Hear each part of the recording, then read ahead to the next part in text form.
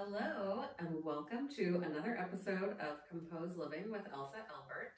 I'm Elsa Albert, and today I'm talking to Robin Baab Olascoaga, and she is the owner. Proper pronunciation. You have to say the last name with your eyebrows raised, otherwise you don't say it correctly.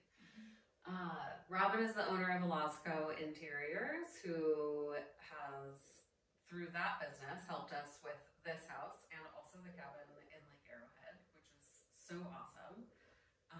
Beautiful design work. She will tell you a little bit about her background and how she came into the interior design world. It's such a fun story. And more importantly, such a nice friend to have. And I'm so happy to have you here. Before this intro, we were just saying we never get a chance to catch up because it's all been work. So you get the pleasure of listening to us catch up now. Welcome. Thank you. Thank you so much for having me. And I'm so honored that you invited me to be part of this. And yeah, like we were just saying, like we don't really get much of a chance to catch up just like one-on-one hanging out. So it's really nice to get this time together. Yeah, as friends do, casually just hanging out with microphones in their faces. Yeah, and listeners, yeah, it's totally fine. No biggie.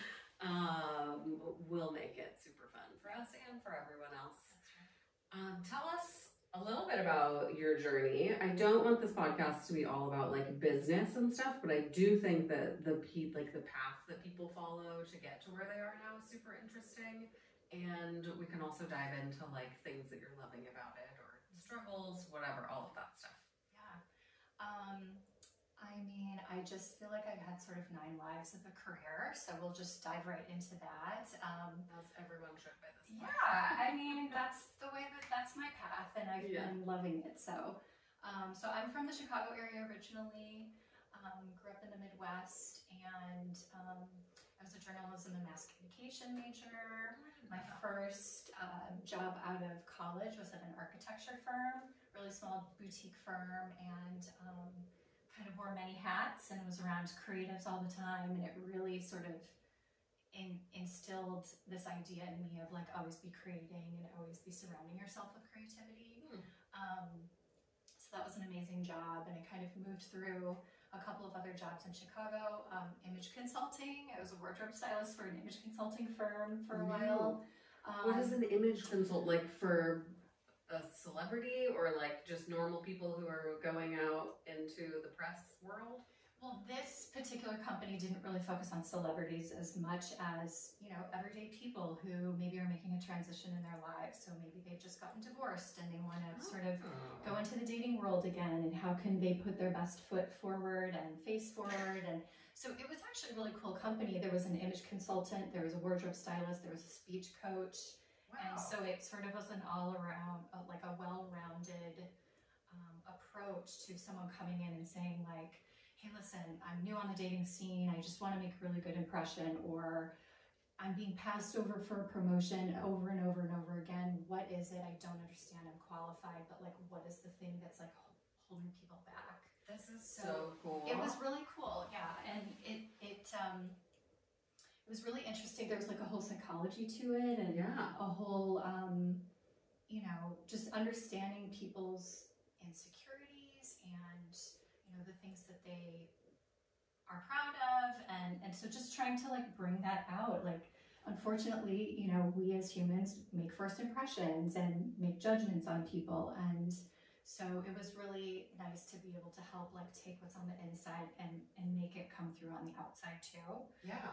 To just make it a little bit of a quicker, you know, destination to like understand who somebody is. I want this to be my next profession. Yeah, it was really cool. I love that it's not focused only on career, and that it's for like any moment in your life where you like are ready for this feedback and to like sort of up-level your whole self. It's so cool. Yeah, it was amazing. And so I did that for a while in Chicago, and I eventually moved out to LA, wanting a change of pace, wanting just kind of different scenery.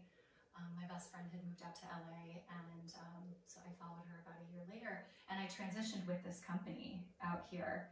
And it was interesting because in the LA market, it was much more about like, just what are you wearing? And it wasn't so much about who are you inside? You know, it was more like, I just want to look good on the outside. I don't really care about what I'm communicating.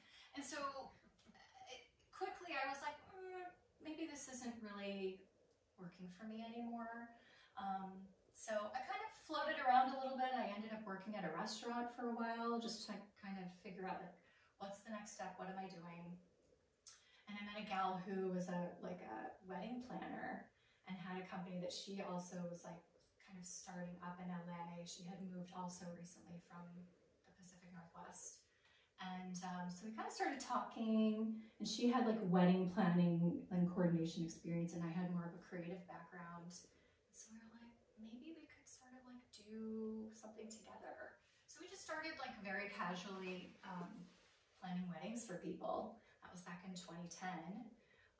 We ended up starting a business, and it kind of took off, and we worked together as wedding planners for about 6 years with our own company. Eventually we kind of went our separate ways, and I carried on and she carried on separately. So that's where RMBO Collective, my event design and production company, was born. And did that for another 6-7 years as a wedding planner, primarily. We also did, you know, kind of fun events. We've worked with you on your launch party and anniversary party and all kinds of fun things. My 40th birthday party. Your 40th birthday party. I know, we've done a lot of parties and fun things together.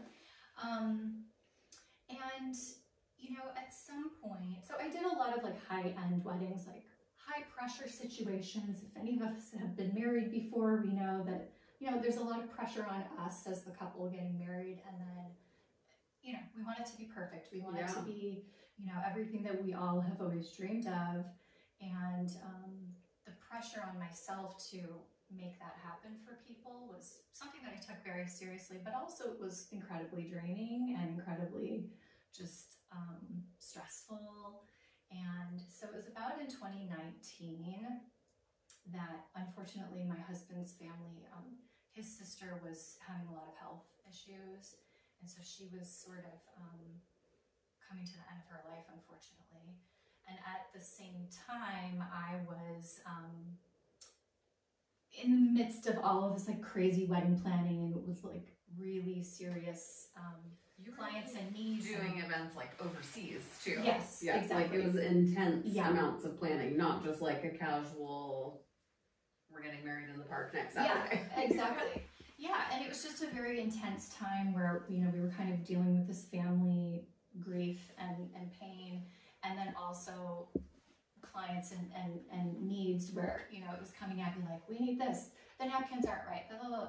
And it just put a lot of things into perspective for me. Like, I don't know if I'm happy doing this anymore. Like, I'm just thinking about life in general and family and health, and I just don't know that like I want to continue on this path because it's not really bringing me so much joy anymore.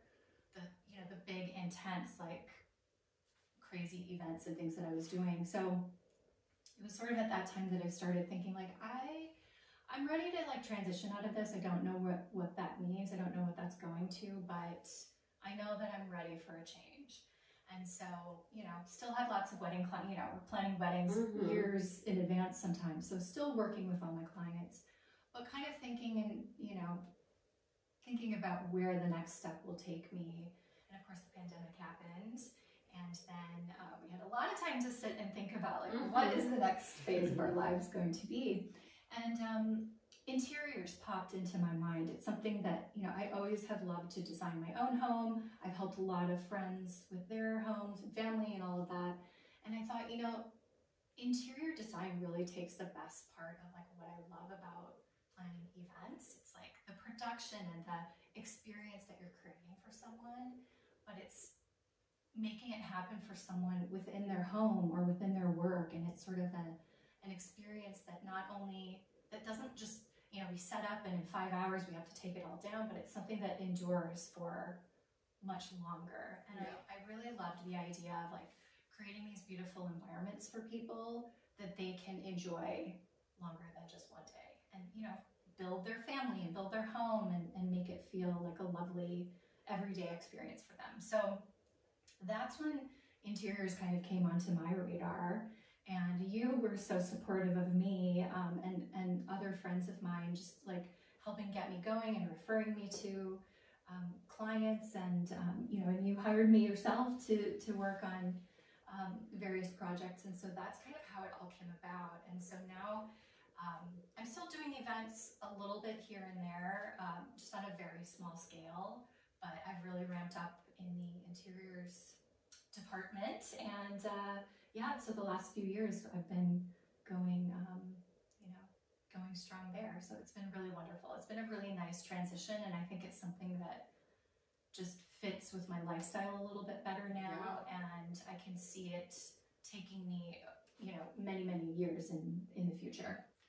Yeah, it definitely feels like a more balanced way of having like your life and your work.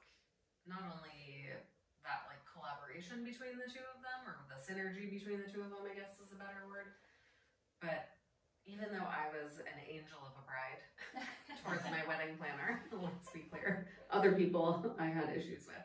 But I am not one of those people, like I don't feel like I'm one of those people that would be like, oh my God, everything's a disaster. Yeah. It's like we got married in a state park.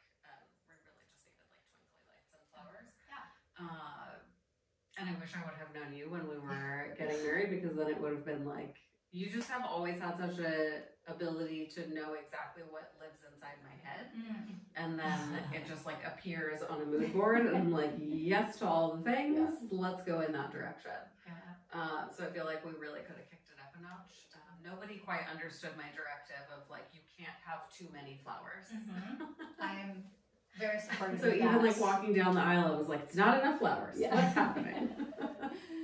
The aisle, walking down the trail, I guess, in Pacific Palisades. Yeah. But I love this direction for you, and I love the way you first described it to me. That made so much sense. Was instead of setting up an event that gets torn down over and over again, you basically get to set up a mood or a scene that stays as long as people want it to stay.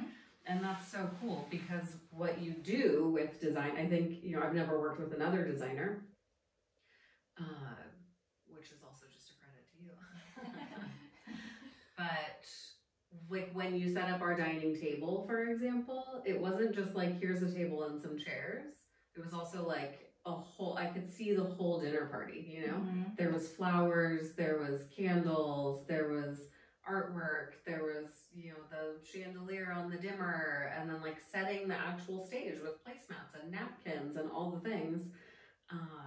And it just makes it's all of the details that make a house feel like a home. Yeah. And then I was like, would it be ridiculous if I just left it like this all the time? No. I want this vibe to live here always. Yeah. Like I want this dinner party to be happening every night. Yeah. You're just like stepping into the pages of a magazine. Like, yes. Like this is my life. This is what it looks like all the time.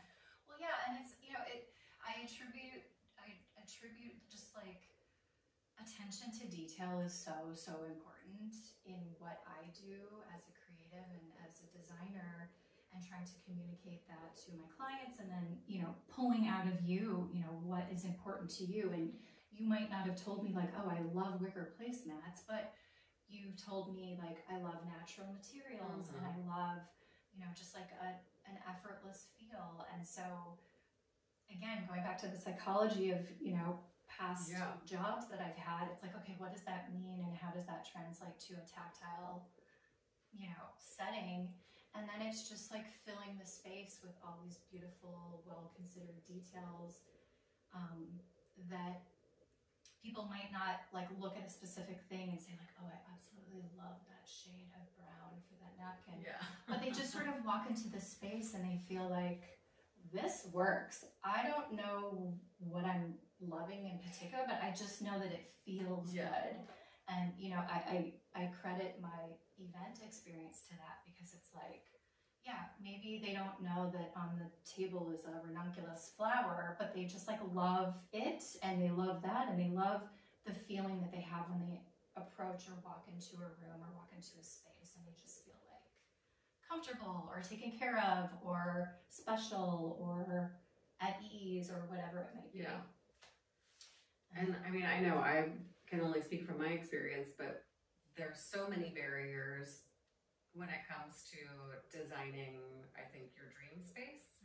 And this is why I never understood why it takes so long to design a house. Like, what's the big deal? Just like go to IKEA, you buy a bunch of shit and like stick it in your house. Not, I mean, I take design very seriously, but like I also am like, if I was doing it, I bet I could just do it faster. Yeah. Not talking about you, but like working with past clients where they're like, oh, my designer said the dining room won't be done for like 3 years. I'm like, what? Yeah. It's a dining room. And now that I see it from my lens as a customer and working with you, like you're ready to go and I'm the barrier because I'm like, wait, we overspent on renovation construction materials. So now I can't finish furnishing the living room, but like maybe there's a smaller space where we could add, you know, a new bath mat in the powder room.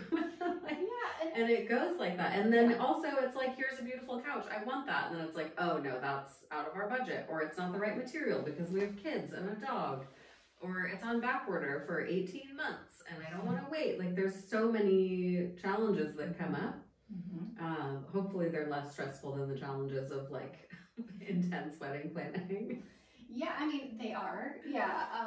But it's, those are realities of life, right? Like we have a budget and then the budget goes overboard for whatever reason, you know, like expenses come up that we didn't, you know, plan for, or like your balcony falling off the side of your house. Exactly. Like who would have thought that could have happened, but there we go. So, you know, just having a flexibility, like I have a vision for things and I want that vision to happen for any of my clients who also have their own vision of what they want.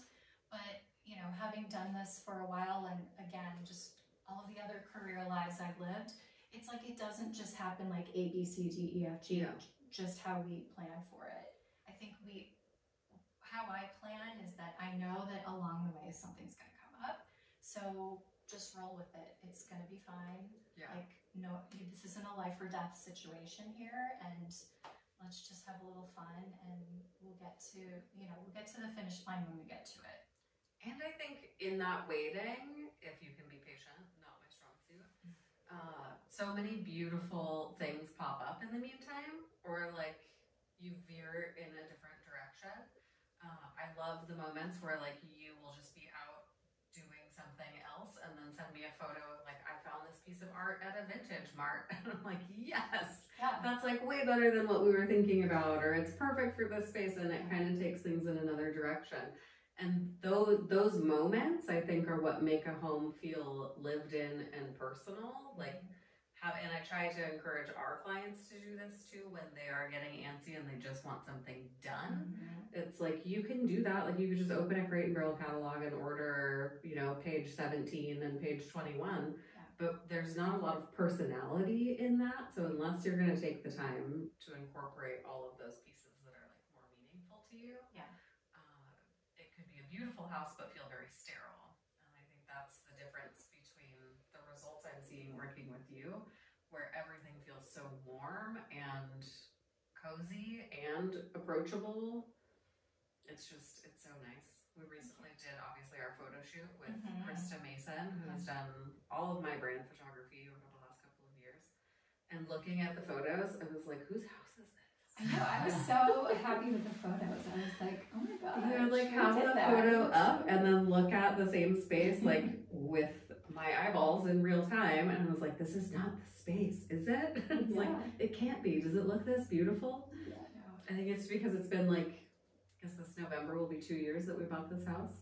Yeah, well, and the longest I've ever waited for anything. Yeah, I mean, and you've lived through each step of the process. So sometimes you're so close to it that you don't always fully see the progress that's happened along the way, or then you get to the finish line and it's like, oh my gosh, it's complete now. It's amazing. Well, Chad tells people that the renovation is complete, and I just laugh. I'm like, it's not even close. Yeah. And he's like, what do you mean? What do we still have to do? Yeah. And I'm like, I guess it really is like almost complete, with some furniture stuff that needs to be finalized. But in my mind, I'm still in the middle of it. Construction time. Yeah. No, but we're getting there. We're almost. We're getting close. Stay tuned. We'll be posting. I think this week I start posting little sneak peeks of some of those beautiful photos. You can see Robin's design and styling at work. Yeah. And Krista's beautiful photos. Yeah. Well, and I think it's so fun to have, like, just going back to your point about, like, you know, like finding a vintage piece here or there. It's, you know, we have the structure and the framework and, you know, certain key pieces that we want to incorporate. But then I always like to leave a flexibility and an openness to something that, you know, and sometimes I say this in my designs, and some clients, like, are on board with it a little more than others. It's like, I want something here. I don't know exactly what it is yet. Like, I'll know it when I see it, and I will let you know as soon as I find it. But like, it doesn't, like, we can't find it in a catalog right now. We can't find, you know, like, I need to go and hunt for it and find it. And yeah, I think that's where the character of a home, or, you know, the personality of the people who live in the home kind of comes out and makes it feel like it's just for you. It's not, you know, you couldn't put another family in this home and have it make as much sense as it does for you all living here. And that was, I think all of the design choices came through really beautifully. Like, I wanted it to be not super modern. I wanted it to feel warm and almost more traditional.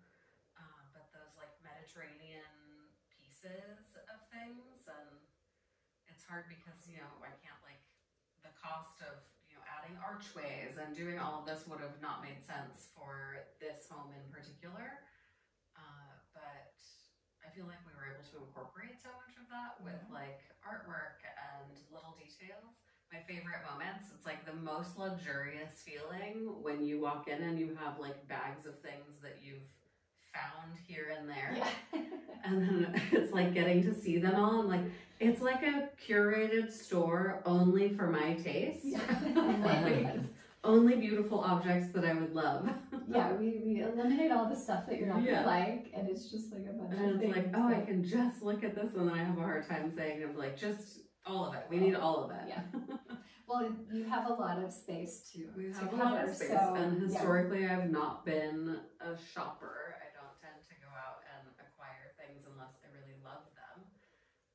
And some of the stuff that we have acquired over the last couple of years was like very specific to where we were living at that time. Your last home was very different. The last house was lots of like blues, grays, whites, and it was a mid-century modern home. This house is much more like Mediterranean, Spanish style architecture and layout, and it's two-story. Like, everything about it is different. It's funny, there's still so many similarities, like the sloping backyard and the sunken living room with the raised dining room. We love a sunken. We love a sunken living room. I even tried to put a breakfast nook into this house. And it was like, I mean, everywhere we go, we're gonna have a pool table. A breakfast nook. Well, then we know for the next house, like. The next house is going to be like a studio apartment somewhere. I want to be able to see everything all in one space. No, so I'm obsessed with real estate, obviously. And Chad and I took a trip last April, I think, for our anniversary. We went to the Hudson Valley, upstate New York. And I was just daydreaming about like a new life. You know, just all of it. What would it look like to live on the East Coast? I've never done that. What would it look like to have 4 seasons? And it was also like last year, I feel like it was a year, but I think in reality, maybe I was like generally grumpy for like 2 years. I blame this house. But that was part of why I wanted to go. I had started reading a part of, that's not true, I didn't read it. I listened to a podcast with Julia Cameron, the author of The Artist's Way. And I loved what she had to say about reinvigorating your creativity. And I was like, I need something completely new. Like, it's not gonna suit me. I can't just like take a trip to the beach and feel something like shake me to my core. So it's like, Chad, we're going to New York. We had somehow a free stay at the Plaza. Amazing. I was like, yes, obviously we're gonna do that. Say yes to that. And so we stayed there for our actual anniversary. And what a wonderful place if anybody ever has the opportunity to stay there. It was like, I'm so picky about customer service and how you're treated in places regardless of what you're spending or your perceived status in the world. And they were extraordinary. Like, I just don't even know how everybody everywhere seemed to know who we were and like greeted us by name. Hospitality. It was wonderful. My love language. Wonderful. Good hospitalities. And the room was like so over the top. Everything was just like gilded in gold leaf, you know? It's like it's child's nightmare. But so fun. And then we went to see a show on Broadway and like did the whole thing. It was just, we've been to New York many times, but we would always stay in the Lower East Side and we'd be working or we'd be staying with friends and family. And so this was like so drastically different. Yeah. And we just had like so many glasses of champagne at their little champagne bar and like invited our friend Ginta to come join us. It was just so much fun. And then we rented a car and we drove out and, you know, all the way up on the east side of the river up until we got to Hudson and stopped in every town along the way. And then drove down on the west side, starting from Kingston and coming back down.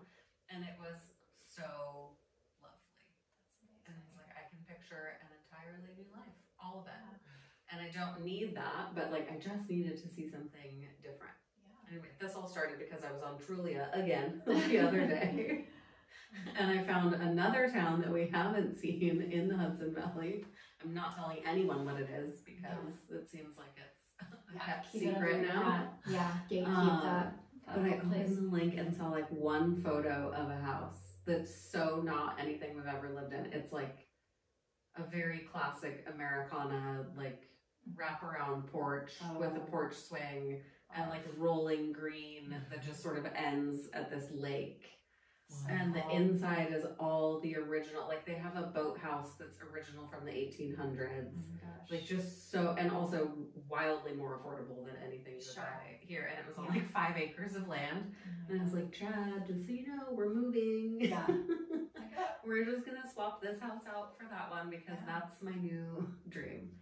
Yeah, I mean, same. Like basically so pretty. Send me the link because I don't know where that is too. But yeah, I mean, I have dreams about that too. Like I think about, okay, what is the next chapter?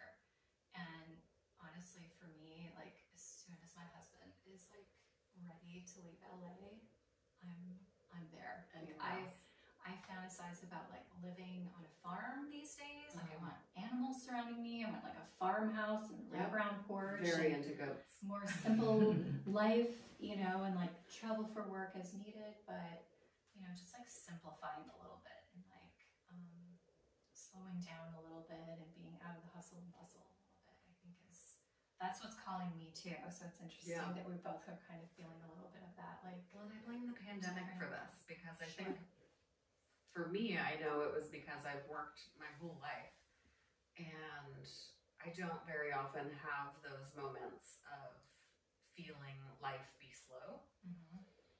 Even if we're doing something that should be like going to the cabin, it always feels like work for me or something that's too fast paced. And so when we had that, I couldn't work at all for many months, just by the nature of what we do. And so without guilt and without really any concern, Chad's business was thriving. So financially we were okay and everyone was healthy. I got to just experience what it's like to not do anything. Yeah. I would just like read a book or like find a recipe and then actually make it. It's like this never happens and it's amazing. And so I think that unsettled me like on a deep core level where I was like, this needs to be incorporated somehow. 100%. I feel the same way. Like the pandemic was terrible and you know, I don't wish it on anybody and don't want to ever go back there. But for me, I kind of thrived in a sense of just like turning it all off and like figuring at like just kind of being with myself and allowing myself to quiet down too. And I think for me, because I'm like really competitive, so I think for me, I wouldn't like, know what that's like. The fact that everybody had to slow down, like nobody could do anything. So like you can't do anything, you can't do anything, and I can't do anything, and that kind of made me feel a little bit better. Like we all just have to stay put for a minute, you know. And it gave a lot of time to just kind of reevaluate things, and you know, kind of like what I was saying before the pandemic happened, and you know, our family health situations and stuff. It just again, it like kind of solidified everything a little bit more and a little bit more. Now even coming out of the pandemic. kind of get back into the rhythm of things, right? Yeah. And before we know it, we're just like, you know, it's just like a rat race again. But like in the last 6 months or so, I would say I'm really like taking a step back work-wise and really thinking about like health and wellness and, you know, just like taking care of myself, taking care, you know, making sure my husband is taken care of, thinking about our family. And yeah, it just changes a lot. It's like we don't have to be hustling and bustling in the city anymore, I don't think. Like, it just feels like competitive, and it feels like, I don't know, it just feels like I'm not interested in doing that anymore. Like, I think we can just like be a little bit more quiet and simplified, and that just sounds amazing. Would you say simplicity, or that is that your sort of biggest focus for right now? Like, this is the standard podcast question, Yes. is like, what if there is a word or a value or a feeling that you're very focused on right now in your life? I don't know if I'd say simplicity, but I would say like wellness. Okay. So for me, it's been all about career for like my whole life, right? And especially, you know, as you know, owning a business, it's like, it's not a 9 to 5. You are always going, and keeping things afloat. And, you know, like the last 6 months or so, like I just, longer than 6 months, I've been feeling just like not great in my body, and just feeling my age. Like I'm in my mid 40s. I should still be thriving, but I just feel like, man, when I get out of bed in the morning, things are creaking and aching and just not feeling great. And it's an event now to start the day. Oh, it requires like stretching and moving your body. A lot of easing into the day. Right. But yeah, I just sort of like decided, like, you know what?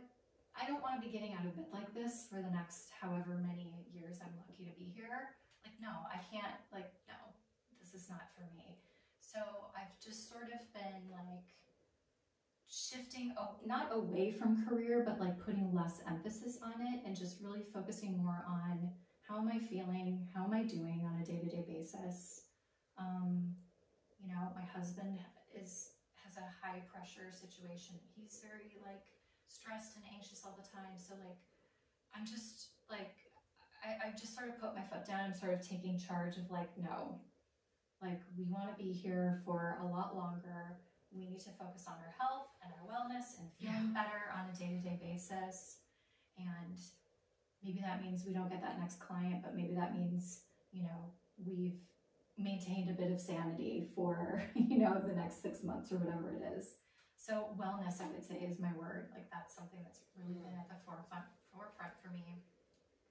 And it's been amazing to see like the mind shift that I've had, and just feeling better about myself. Like I'm exercising every day now, and I got this, my husband gave me this Apple Watch, which I really don't like wearing, but I love that I can track everything.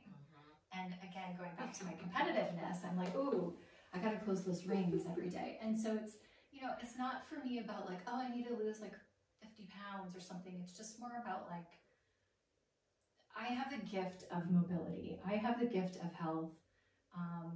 Again, going back to my sister-in-law who didn't get that gift.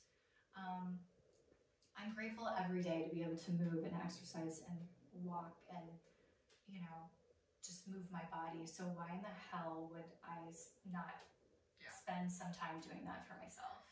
It's such a good question, and somehow I think this is a very popular path for people to go down, where we get busy and so we prioritize more things that add to our busyness, like work and chores and tasks, and we let fall to the wayside all the things that would probably help us a lot more, like focusing on sleep, or brushing your teeth before you go to bed, or going for a walk every day. But the way you phrase that is so beautiful. It is a gift to be able to be mobile, and it's a gift to be healthy, and it's a gift to be able to exercise. I don't know why I said that twice. But even so, like I did not get up and go for a walk this morning, and I Like, I had the time, but I was like, no, I need to do this, this, and this to prepare and start laundry. And and every day is not perfect, and we have to give ourselves a little bit of leeway to sort of be like, okay, well, I didn't meet that mark today, but tomorrow's a new day, and I think, you know, it's not a race, it's not a competition. There is no winner. It's just you know, just doing something nice for yourself, and that can mean more than exercising too. It can be like a meditation, or it can mean just doing something that you find joy in, you know, like, I don't know, going to a movie. Like, I love going to the movies, and I didn't do that during the pandemic. And I went to the movies again fairly recently, and I was like, I went to see the Barbie movie. I haven't seen it. Loved it. But I was like, this brings me so much joy. Like, I love this. Yeah. And it's just such a simple thing. And so even, you know, just little things like that, I think are just important to sometimes make sure that you're finding space in your life for those things, in addition to the hustle and bustle of work and family and the obligations of life. But like finding the time for like the things that actually make you feel good too. And that's such an interesting way of phrasing it, finding the time, because we make time for everything else, and then we're left over to try and like find it or squeeze it in when it comes to taking care of our own bodies and our own minds. And that, I think, is a symptom of our culture. You know, we don't live in a society where, I'll rephrase that. We live in a society where work and competition and success are prized. And it's probably not the healthiest way of organizing your life.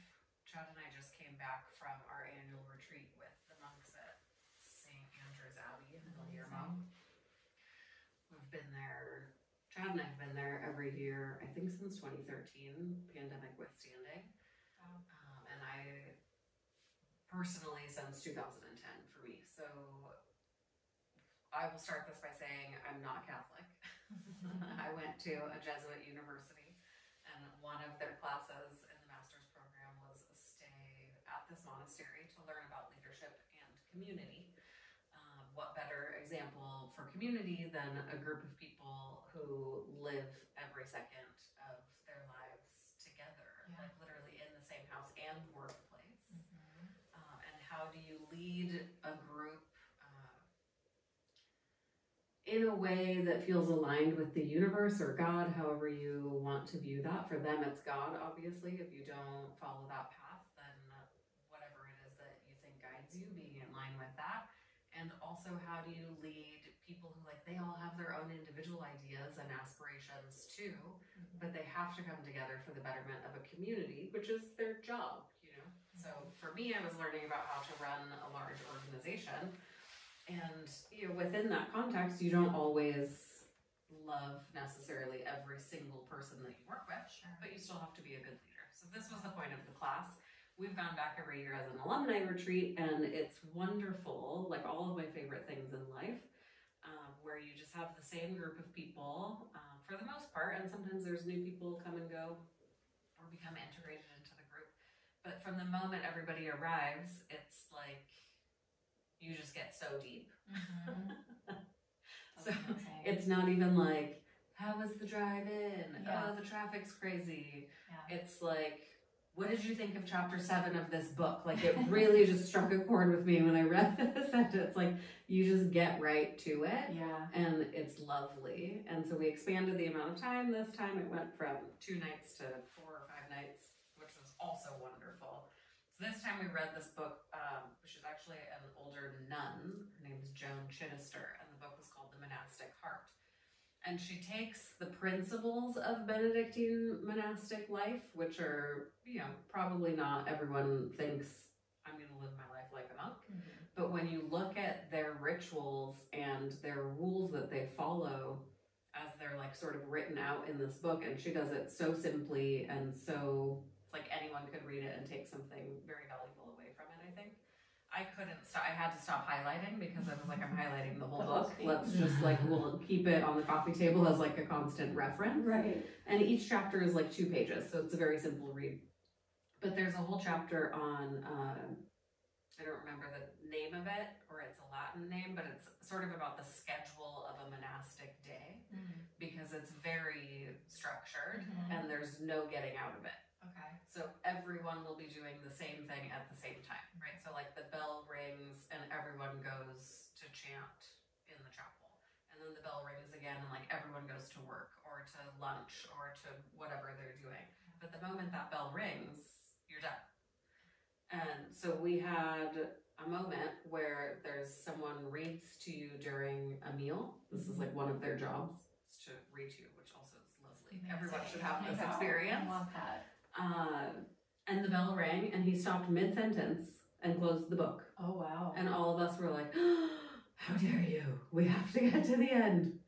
And then you just see the look on their faces is like, they don't feel bad about it. Like that part of their day is now over.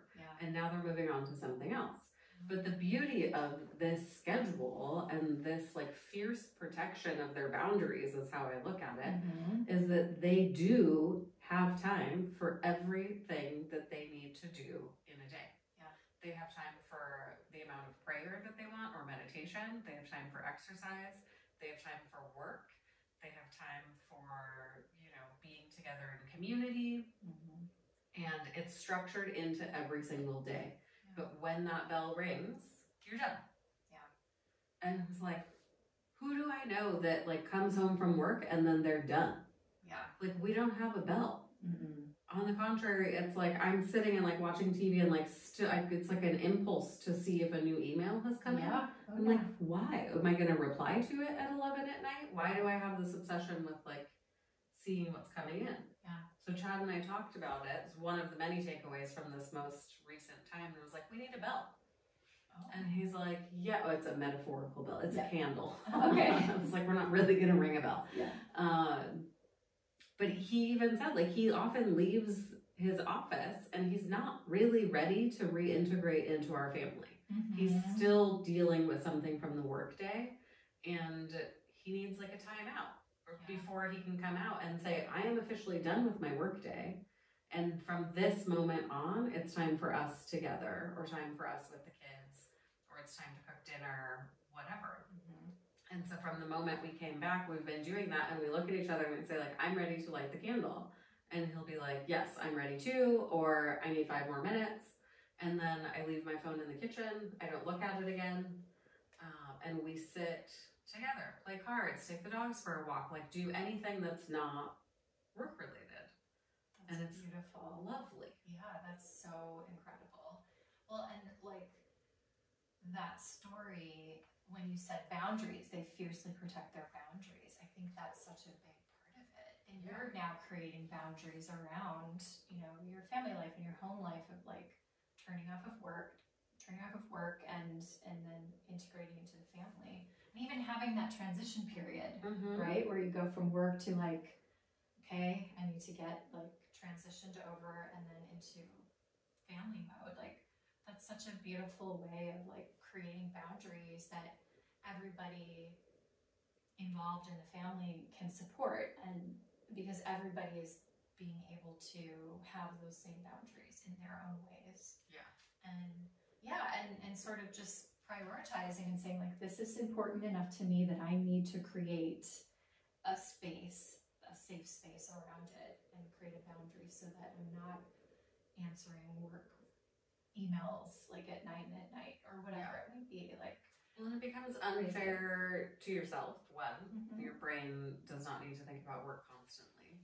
And if you do live with other people in your household, it's not fair to that relationship either to not have a shut off time. So we'll see how long this ritual lasts. Hopefully forever. Yeah, it's such a great idea. And there's so many other good little, I was like, I do really need to set up my life like a monk because all of their rituals are so beautiful. There's a whole chapter on incense. There's a chapter actually on bells, the importance of them. I mean, it's just a game changer. Well, it's so interesting to think, like I think about like when I'm doing my best is when I do have a structure in my life and I'm like, okay, I get up, I put my workout clothes on right away, I take the dogs out, I do my thing and blah, blah, blah. And when I'm I'm not thriving is when I'm just like, oh, the schedule, the structure went out the window, and I'm just like holding on for dear life. And like, what is life going to be like today? Like a roller I don't know. coaster. I'm just like a white knuckling it, you know. And so like having a, you know, maybe it doesn't have to be like a monastic, like minute by minute bell structure, but some form of structure, I think like creates peace, at least for me. Yeah. And I feel like that's kind of an interesting way of like moving through life. When we have the structure, we can create a little bit more of the boundaries, because it's not like, oh, everything's just like happening all at once. Like I can't keep up with it all. Yeah. No, this is one of my favorite topics, is the whole concept of structure creating freedom in your life. I know we've talked about it with Anton, who was on the first guest, I think, on this podcast, and I did a mini episode on it as well, because that's so much of why organization matters to me. You know, like I do not thrive mentally, not like productivity wise and not mental health wise, if I don't have structure and systems in place. I get thrown so far out of whack that it's like unreasonable. Yeah. And so there's a reason, you know, there's a reason I was drawn to organization as a profession and helping other people to experience that, because it really does give you back so much valuable time and mental space. But also within the structure of a day or a year, you know, all of that allows you, like, if this is why we have the concept of like working and then also not working time, right? Like if you have that structured in and you know you're going to get all of your tasks done by a certain date, then you have the freedom to be like, I'm on sabbatical or I'm taking a vacation. Yeah, it is amazing the time that we can find for ourselves. Yeah. When we like kind of have a little bit of a plan in our life, you know, because we always say like, oh, I don't have time for that. I couldn't possibly. I don't have that time. But you probably do. Yeah. You probably do. You just need to like plan it out a little bit better. Yeah. You know? I had a lot more time when I didn't have a TV and I didn't have a cell phone. Yeah. Oh yeah. I had exactly. so much time. Yeah. It's like, oh, I accidentally scrolled on Instagram for 2 hours. I could have been doing something else in that time.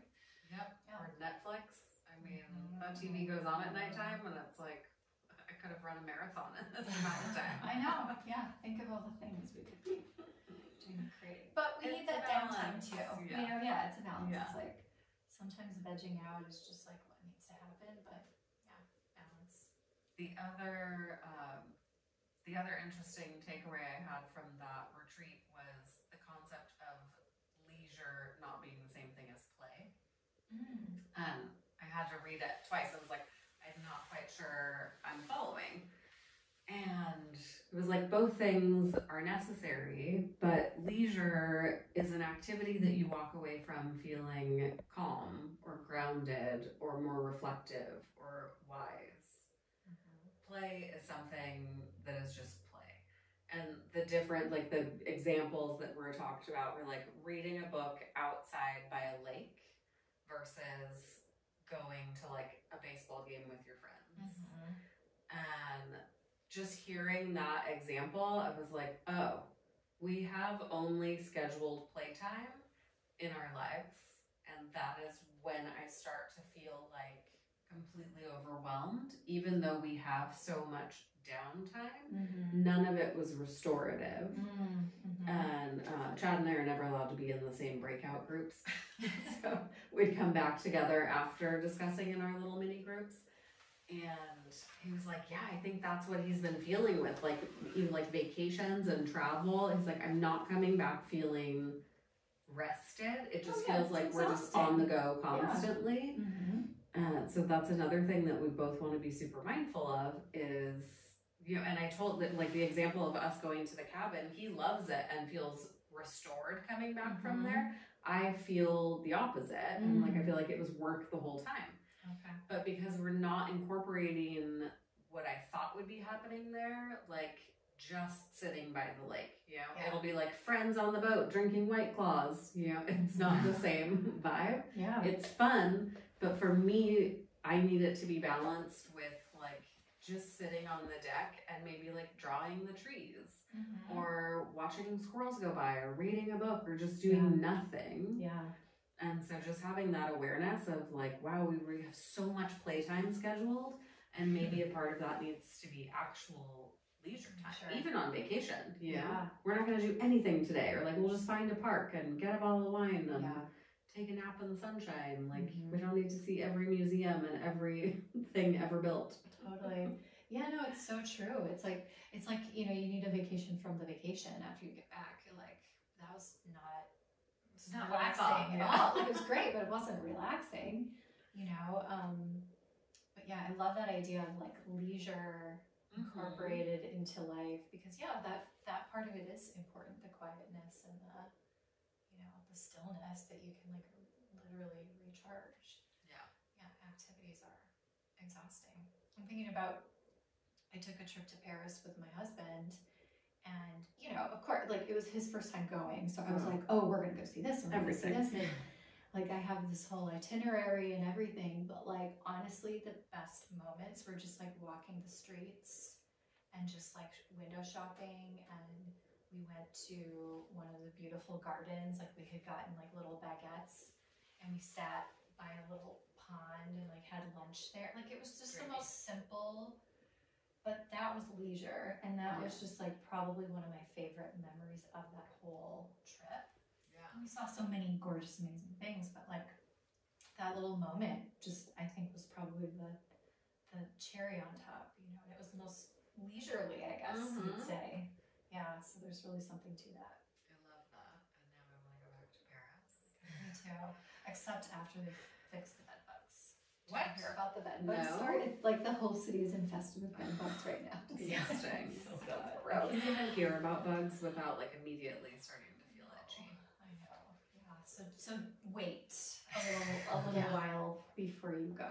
Definitely go back. We did just book a trip to Ireland. Oh, nice. It's not until next spring we'll go for our anniversary, but if it happens, we will be going in April. This is the third time we've booked a trip to Ireland. I know, I was gonna say. And so far we've gone 0 times. Oh my gosh, something just always gets in the way.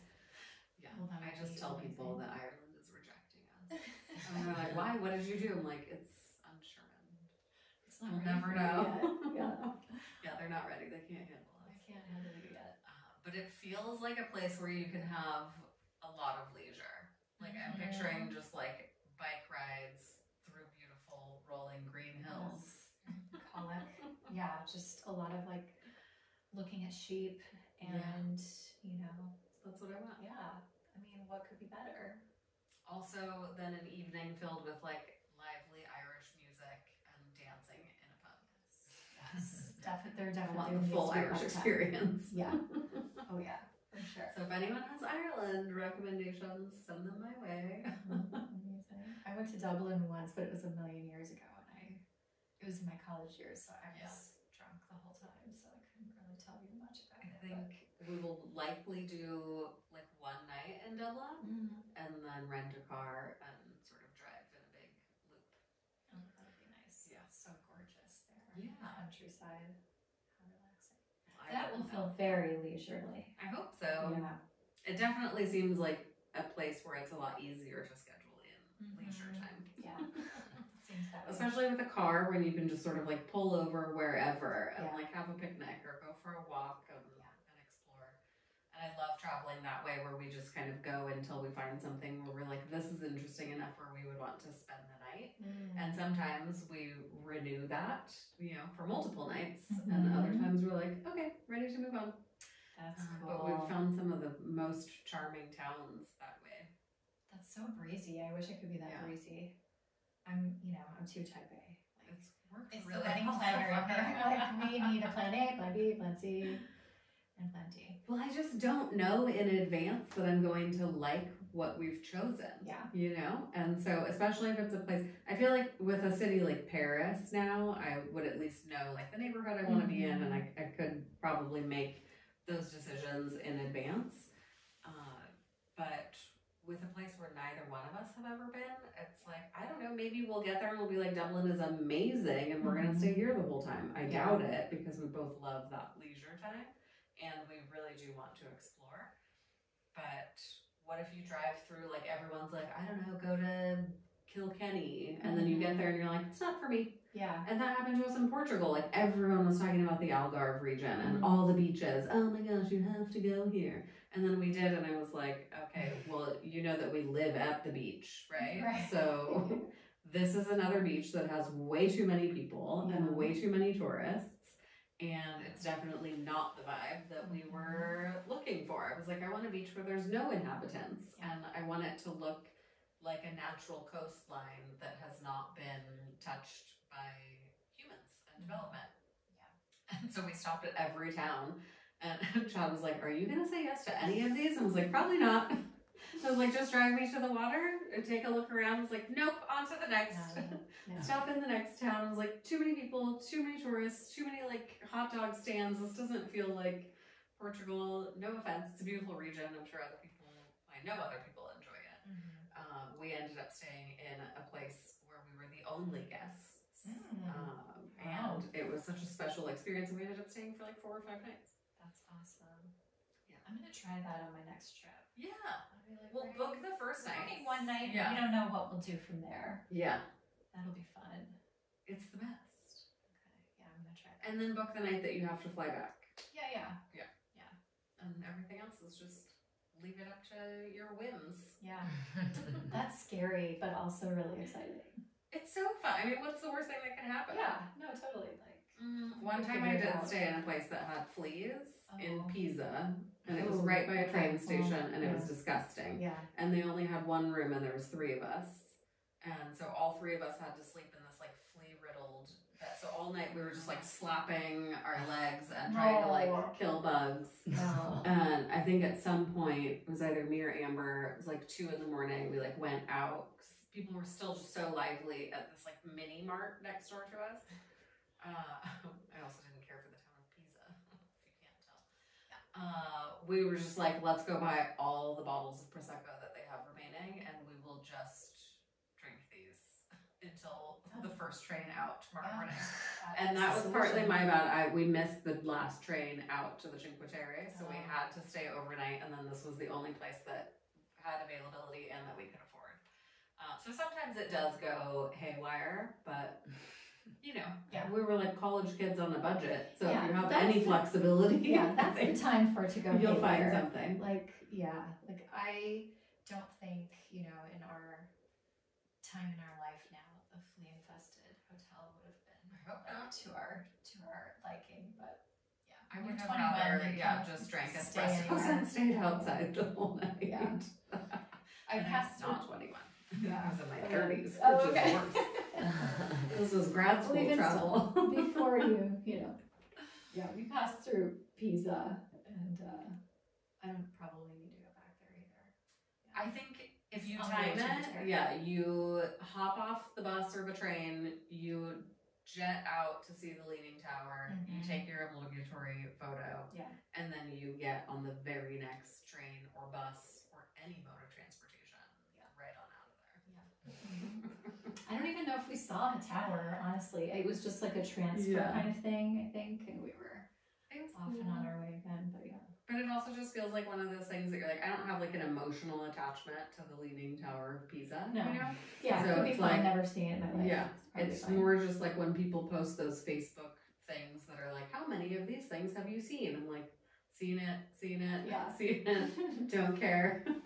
That's really the only benefit of having been there. Yeah, just crossing it off the list. Yep, I don't even know where that photo is now, so obviously wasn't that special. The Cinque Terre, on the other hand, stunning. Good times. Good times. Amazing food. The coastline, the people. I wish we would have stayed longer there. Very fun. Another trip. Maybe we'll live in Italy one day. Yeah.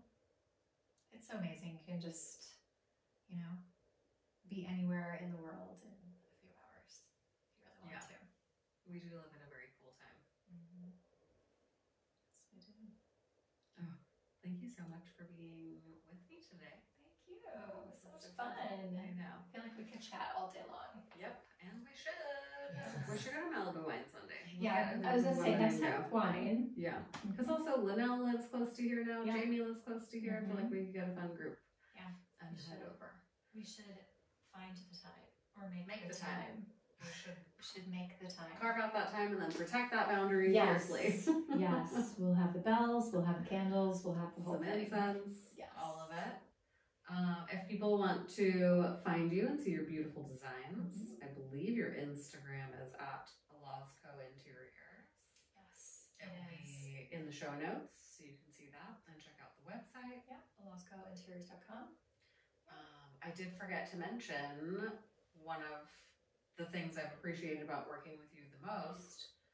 Well, so many things. One, it's been a huge time saver for me at a time where I didn't feel like I had the headspace to start figuring out how to design an entire house. And so having options be narrowed down from like everything you can find on the internet to only the curated things that are in line with your values and your style, such an amazing experience, and I would recommend that anybody work with you to get that.